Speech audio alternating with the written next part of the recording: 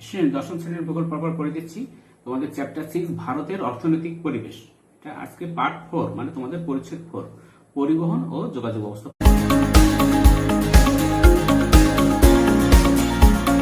পরিবহন ও যোগাযোগ ব্যবস্থা বুঝতে পারছো। পরিবহন আমরা বিশেষ করে গণপরিবহন যদি না থাকে, তাহলে এই কোভিড পরিস্থিতিতে বুঝতেই পারছি যে গণপরিবহনের অভাবে কি অসুবিধা। এই যে ট্রেন, ট্রাম, বাস এগুলো যদি না চলে তাহলে মানুষের খুবই অসুবিধা হয়। আর এগুলো যদি ঠিক না থাকে তাহলে যোগাযোগের মাধ্যম থাকে না, এক জায়গা থেকে আরেক জায়গায় যাওয়ার যে ব্যবস্থা, এটাই তো যোগাযোগ। দেখো, বাস, ট্রাম, ট্রেন, নৌকা, লঞ্চ বা স্টিমার, বিমান, ট্রাক, লরি অথবা মালগাড়ি প্রভৃতি হলো পরিবহনের মাধ্যম। এগুলিতে যাত্রী ও পণ্য পরিবাহিতা, এগুলি স্থলপথ, জলপথ ও আকাশপথে চলাচল করে। পরিবহনের গুরুত্বটা কি? সময়, পরিশ্রম ও দূরত্ব লাঘবের জন্য মানুষ ও স্থানান্তরযোগ্য বিভিন্ন দ্রব্য সামগ্রীকে যখন যানবাহনের মাধ্যমে এক স্থান থেকে অন্য স্থানে পৌঁছে দেওয়া হয় তখন তাকে পরিবহন বলে। দেখো, মানুষ এক জায়গা থেকে অন্য জায়গায় যায়। আবার স্থানান্তরযোগ্য মানে যেসব পণ্য সামগ্রী বিভিন্ন জায়গায় পাঠানো হয়, তারপর স্থান থেকে আরেক জায়গায় যাওয়াকে বলছে স্থানান্তরযোগ্য। এই জাতীয় জিনিস কি বলে, যানবাহনের মাধ্যমে এক স্থান থেকে অন্য স্থানে পৌঁছে দেওয়ার ব্যবস্থা হয়। মানুষের নিজেও এক জায়গা থেকে অন্য স্থানে যায়, তাহলে এটা হচ্ছে কি পরিবহন। এ ধরনের একটি সম্পূর্ণ সুসংগঠিত পদ্ধতি বা প্রক্রিয়াকে বলে পরিবহন ব্যবস্থা। এই যে পরিবহন ব্যবস্থা মানে পরিবহনের জন্য সম্পূর্ণ ও সুসংগঠিত পদ্ধতি বা প্রক্রিয়াকে বলে পরিবহন ব্যবস্থা। ভারতের আর্থ-সামাজিক উন্নতিতে পরিবহন ব্যবস্থা অতি গুরুত্বপূর্ণ ভূমিকা পালন করে। যাতে এক হচ্ছে অভ্যন্তরীণ ও বৈদেশিক বাণিজ্য, 2 কৃষি সম্প্রসারণে, 3 শিল্পায়নে, 4 প্রাকৃতিক সম্পদ আহরণে, 5 চাহিদা ও যোগান সৃষ্টিতে, 6 প্রতিরক্ষায়, 7 জাতীয় আয় বৃদ্ধিতে, 8 আঞ্চলিক অনগ্রসরতা দূরীকরণে, 9 শিক্ষা ও সংস্কৃতিতে। সব জায়গায় পরিবহনের গুরুত্ব আছে। দেখো, বিভিন্ন পরিবহনের মাধ্যম, ভারতের বিভিন্ন পরিবহন ব্যবস্থা। স্থলপথ, স্থলপথের মধ্যে আছে সড়কপথ, রেলপথ। জলপথের মধ্যে আছে অভ্যন্তরীণ জলপথ আর সামুদ্রিক জলপথ। আর আছে আকাশপথ, রজ্জুপথ, যেখানে পাহাড়ের খুব দুর্গম জায়গায় এক স্থান থেকে অন্য স্থানে যাওয়ার জন্য রজ্জুপথ ব্যবহার করা হয়। পাইপলাইন, মেট্রো রেল বা পাতাল রেল। পাইপলাইন থেকে গ্যাস থেকে শুরু করে তেল, এগুলো বিভিন্ন জায়গায় পাঠানো হয়। দেখো, ভৌগোলিক পরিবেশের পার্থক্যের জন্য ভারতের বিভিন্ন অঞ্চলে পর্যন্ত 6 ধরনের পরিবহন ব্যবস্থা দেখা যায়, যথা স্থলপথ, জলপথ, আকাশপথ, রজ্জুপথ, পাইপলাইন ও মেট্রো রেল।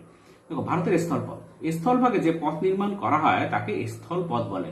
এটি আবার 2 ধরনের, একটা হচ্ছে সড়ক পথ, 2 হচ্ছে রেলপথ।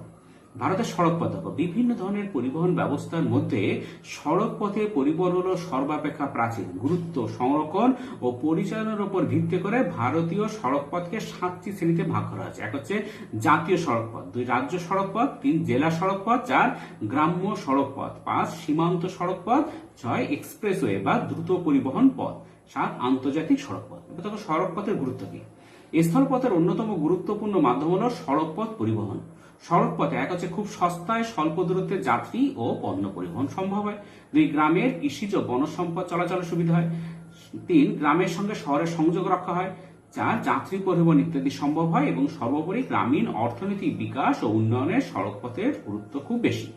এবার দেখো, জাতীয় সড়কপথ, যেসব রাজপথ বিভিন্ন রাজ্যের মধ্য দিয়ে বিস্তৃত এবং দেশের সর্বোচ্চ সংযোগ রক্ষায় প্রধান ভূমিকা পালন করে তাদের জাতীয় সড়ক বলে। যেমন সোনালী চতুর্ভুজ, তোমাদের যদি বলে জাতীয় সড়কের উদাহরণ দাও, বলবে সোনালী চতুর্ভুজ। এবং উত্তর, দক্ষিণ ও পূর্ব পশ্চিম করিডোর হলো বৃহত্তম জাতীয় সড়ক নির্মাণ প্রকল্প।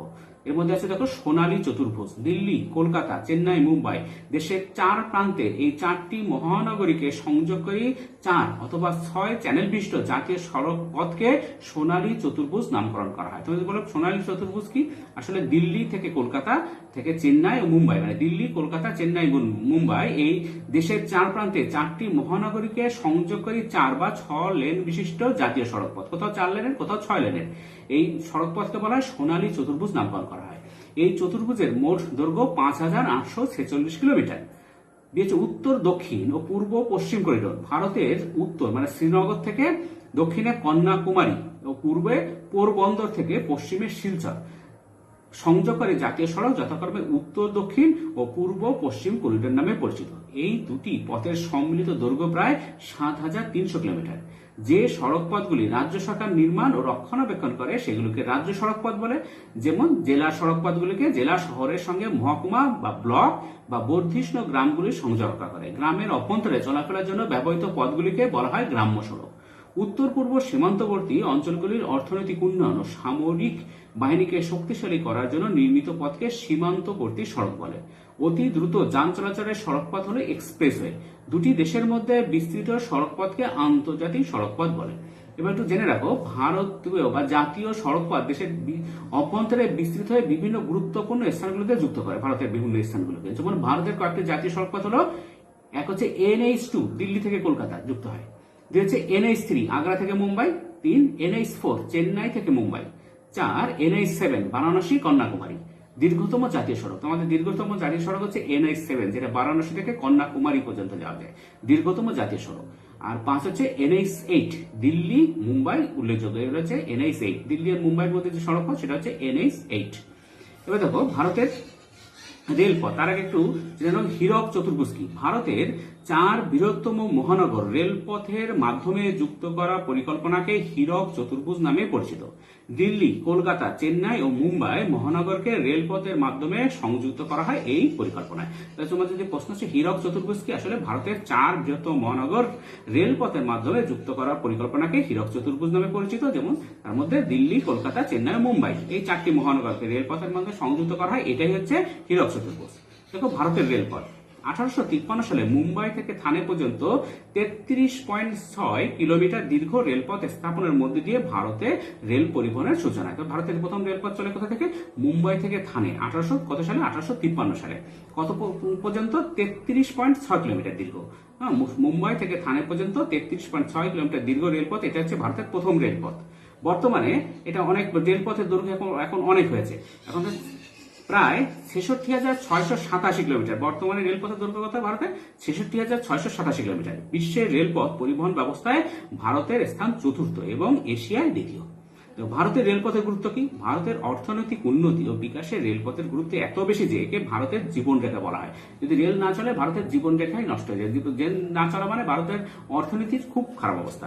কারণ এক হচ্ছে দেশের এক প্রান্ত থেকে অন্য প্রান্তে কৃষিজাত পণ্য, খনিজ দ্রব্য, শিল্পের কাঁচামাল ও শিল্পজাত দ্রব্য যাত্রী পরিবহন সব রেল করে। যে হচ্ছে দেশের প্রতিরক্ষায়, প্রত্যক্ষভাবে প্রচুর কর্মসংস্থানে রেলে প্রচুর লোক কাজ করে। আবার রেলের যোগাযোগ ব্যবস্থার মাধ্যমে রেলে যাতায়াত করে বহু লোক, তাহলে তারাও বিভিন্ন জায়গায় অফিস আদালতে কাজ করে। চার হচ্ছে আমদানি ও রপ্তানি দ্রব্যের পরিবহনের মাধ্যমে আন্তর্জাতিক বাণিজ্যের প্রসারে। পাঁচ দেশের অভ্যন্তরে সম্পদ চলাচলে ও বাণিজ্যের প্রসারে। ছয় পর্যটন ব্যবস্থার উন্নতিতে ভারতের রেলপথের অবদান সবচেয়ে বেশি। ভারতের রেলপথের আঞ্চলিক বিভাগ, ভারতের রেলপথকে আবার 16টি অঞ্চলে ভাগ করা আছে।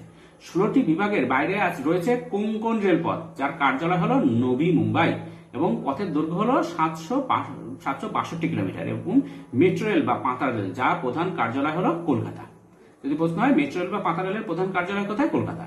ভারতের জলপথ দেখো, পরিবহন ব্যবস্থা যতগুলো মাধ্যম প্রচলিত আছে সেগুলোর মধ্যে জলপথ অন্যতম। যাত্রী পরিবহনে বর্তমানে জলপথের গুরুত্ব কমে গেলেও পণ্য পরিবহনের ক্ষেত্রে জলপথই আদর্শ। শ্রেণীবদ্ধ ভারতের জলপথ ভাগকে বা জলপথকে প্রধানত দুভাগে ভাগ করা যায়, একটা হচ্ছে অভ্যন্তরীণ জলপথ আর একটা হচ্ছে সমুদ্রপথ।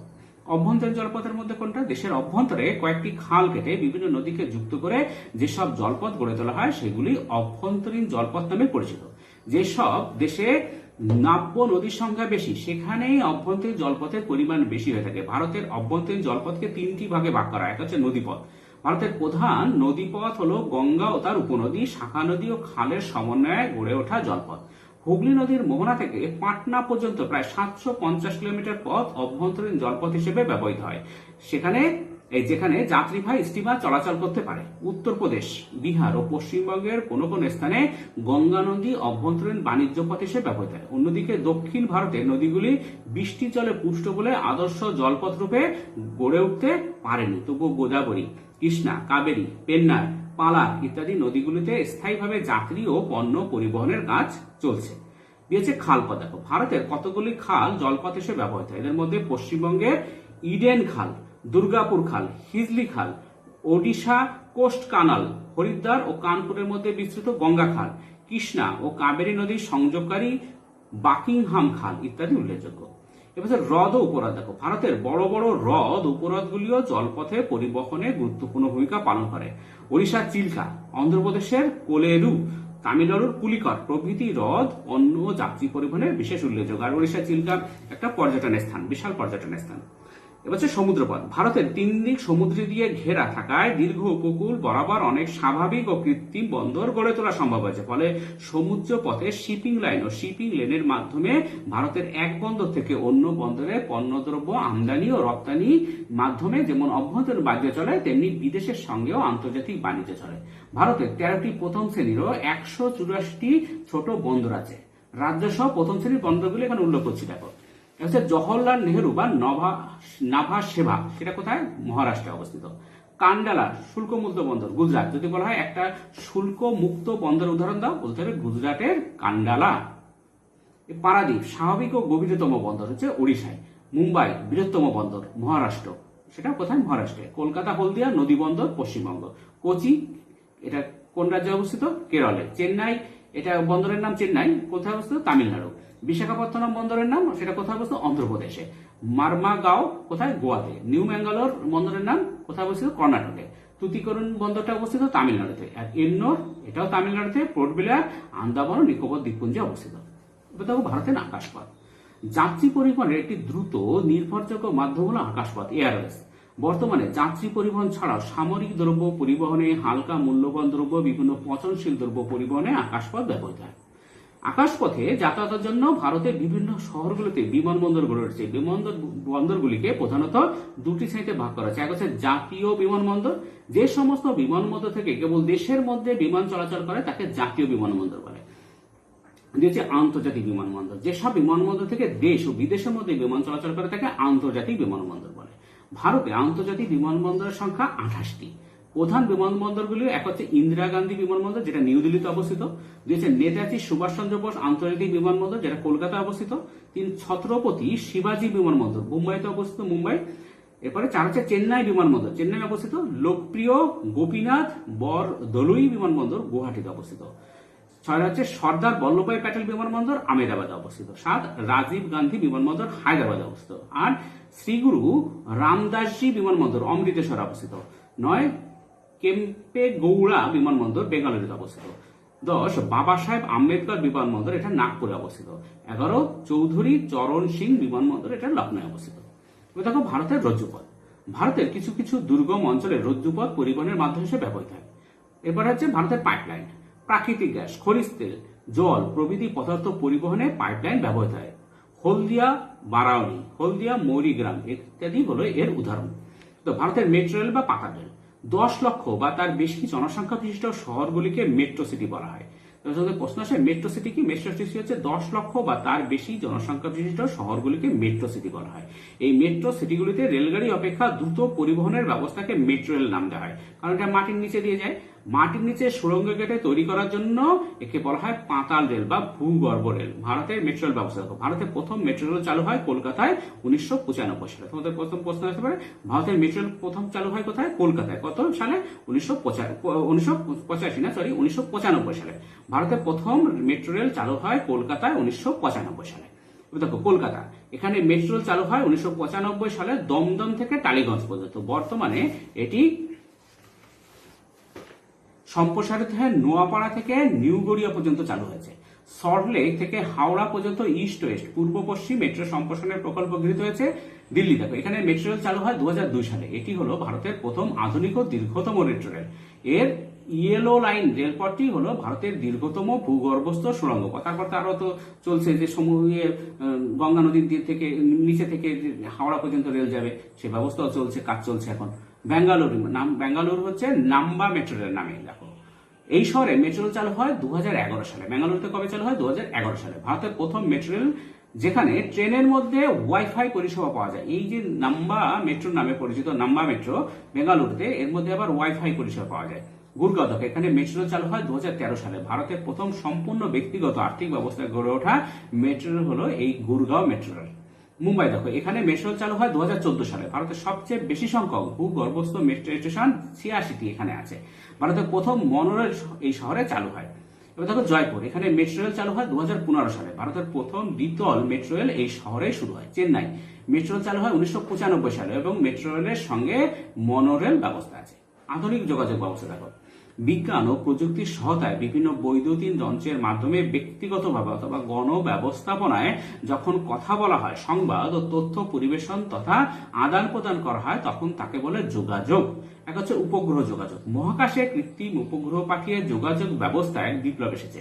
উপগ্রহ ব্যবস্থার মাধ্যমে আবহাওয়ার পূর্বাভাস ও প্রাকৃতিক সম্পদের চিত্র তথ্য পাওয়া যায়। এবার এক হচ্ছে ইন্টারনেট ও ইমেল। দেখো, পৃথিবীর সমস্ত কম্পিউটারকে মডেমের মাধ্যমে টেলিফোন লাইনের সাহায্যে যুক্ত করাকে বলে ইন্টারনেট। তোমাদের এখন ইন্টারনেট আর বলতে হবে, ইন্টারনেট সবাই জানো। এই ব্যবস্থায় কম্পিউটারের সাহায্যে ইমেলের মাধ্যমে যে কোনো ব্যক্তি সমব্যবস্থা যুক্ত যে কোনো ব্যক্তির কাছে বার্তা, তথ্য ইত্যাদি প্রেরণ বা গ্রহণ করতে পারেন। ইন্টারনেটের মাধ্যমে যানবাহনের টিকিট কাটা, জিনিসপত্র বেচা কেনা করা, টাকা লেনদেন করা ইত্যাদি সুবিধা। এছাড়া বিভিন্ন ওয়েবসাইট খুলে দরকার মতো তথ্য পরিসংখ্যান গ্রহণও করা যায়। এর ফলে শিক্ষা, সংস্কৃতি, চিকিৎসা, ব্যবসা বিশেষভাবে উপকৃত হয়। হচ্ছে মোবাইল বা সেলুলার ফোন। এটি একটি তারবিহীন যোগাযোগের উপকরণ। উপগ্রহ নেটওয়ার্ক ব্যবস্থার মাধ্যমে মোবাইলের সাহায্যে পৃথিবীর যে কোনো প্রান্তের মানুষের সঙ্গে তৎক্ষণাৎ যোগাযোগ করা যায়। প্রযুক্তিবিদ্যার উন্নতির ফলে সেলুলার ফোনে নিত্য নতুন পরিষেবা পাওয়া যাচ্ছে, যেমন SMS short messaging service, MMS multimedia messaging service. ছাড়াও আধুনিক প্রযুক্তিবিদ্যা দিয়ে সহজে ছবির আদান প্রদান, ক্যামেরার সুবিধা, GPS মানে গ্লোবাল পজিশনিং সিস্টেম। তোমাদের প্রশ্ন, জিপিএস কি? জিপিএস হচ্ছে গ্লোবাল পজিশনিং সিস্টেম। সংযোগজনিত বিভিন্ন পরিষেবা পাওয়া যায়। এরপর হচ্ছে ই কমার্স। বাড়িতে বসে কম্পিউটার ও ইন্টারনেট ব্যবস্থার মাধ্যমে অনলাইনে পণ্য কেনাবেচাকে ই কমার্স বলে। এখন এই কোভিড কালে তো ই কমার্স সবচেয়ে বেশি জনপ্রিয়। এবার দেখো, জীবিকা সত্তাভিত্তিক কৃষি। প্রধানত জীবন ধারণের জন্য যে কৃষিকাজ করা হয় তখন তাকে জীবিকা সত্তাভিত্তিক কৃষি বলে। অস্থায়ী শিল্প, দেখো এগুলো সব পরিভাষা। দেখো, যে শিল্পে কাঁচামাল শিল্পজাত দ্রব্যের ওজন একই থাকে এবং শিল্প বাজার অথবা কাঁচামালের উৎস কেন্দ্র এবং এদের মধ্যবর্তী যে কোনো স্থানে গড়ে উঠতে পারে তাকে অস্থায়ী শিল্প বলে। যমজ শহর, যখন দুটি প্রধান শহর একসঙ্গে মিলে যায় তখন তাকে যমজ শহর বলে। উদাহরণ হচ্ছে কলকাতা আর হাওড়া। এটা হচ্ছে একটা যমজ শহর উদাহরণ দেবে, কলকাতা, হাওড়া, মানে দুটো শহর একসঙ্গে মিশে গেছে। শিপিং লাইন, যেসব সংস্থা বা কোম্পানির জাহাজ সমুদ্রে চলাচল করে সেই সব সংস্থা বা কোম্পানিকে শিপিং লাইন বলে। শিপিং লেন, গন্তব্যস্থলে পৌঁছানোর জন্য সমুদ্রে জাহাজ চলাচলের নির্দিষ্ট পথকে শিপিং লেন বলে। মনোরেল, মুম্বাই শহরের মধ্যে দ্রুত পরিবহন ব্যবস্থার জন্য প্রথম চালু হয় মনোরেল। এটি এক ধরনের উত্থিত রেলপথ।